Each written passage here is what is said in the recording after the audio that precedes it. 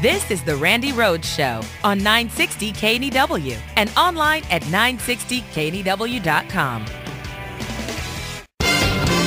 Hi there, Dick Thorndike, BS News for this Monday, the 12th of March, 2012, and away we go! Dateline, Toto, I don't think we're in reality anymore. This weekend, Rick Santorum won the caucuses in Kansas, with over 50% of the votes, coming as close as you can to a landslide in a state that's perfectly flat. Meanwhile, Mitt Romney won contests in the Virgin Islands, Guam, and the Northern Marianas. Those are all islands, by the way, showing Romney really connects with people in places that are totally disconnected. Dateline, Todd! HBO's Game Change premiered this weekend. Julianne Moore was very realistic as Sarah Palin, but if she really wanted to go for realism as the mayor from Wasilla, she would have quit halfway through the filming. John McCain condemned the film, but said he had absolutely no plans to watch it, which completely reinforces the movie's point that McCain shouldn't have made a major decision on something without thoroughly checking it out. Yes. Dateline, unstinkable. A woman is suing Paramount Pictures over the movie Titanic, claiming the tale of the two lovers was stolen from her family history.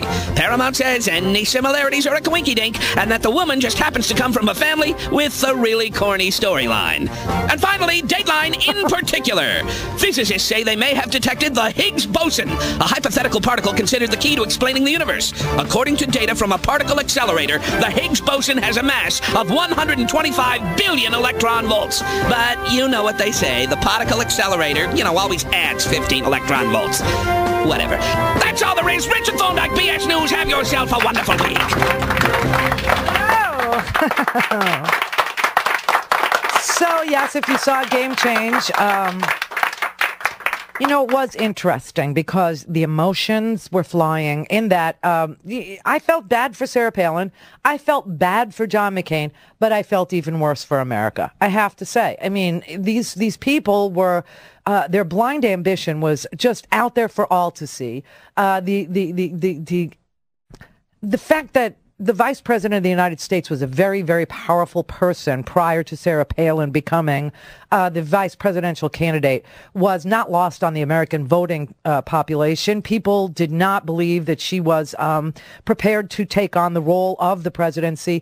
People were not convinced that she knew anything about anything. And if you said anything about it, somehow you were anti, all women, even though that it couldn't be further. I mean, that's like saying, look, I think Rick Santorum is just ill-equipped to be president. I think all he cares about are social issues. I don't think he knows anything about foreign policy. I don't think Rick Santorum understands economics. I don't think Rick Santorum is, somebody who is going to run on the economy because the economy is getting better.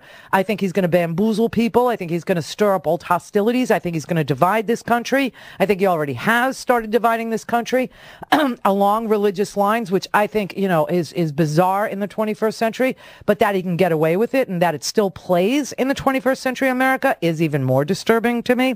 But it doesn't mean I'm anti-man, because I think that Mitt Romney's Southern strategy, which is he doesn't understand the South, he doesn't understand a Southern voter, he doesn't understand the culture, he doesn't understand anything about poverty, he doesn't understand anything about Southern feelings or resentment toward this president, and so he's hired Jeff Foxworthy to entertain the crowd into voting for him.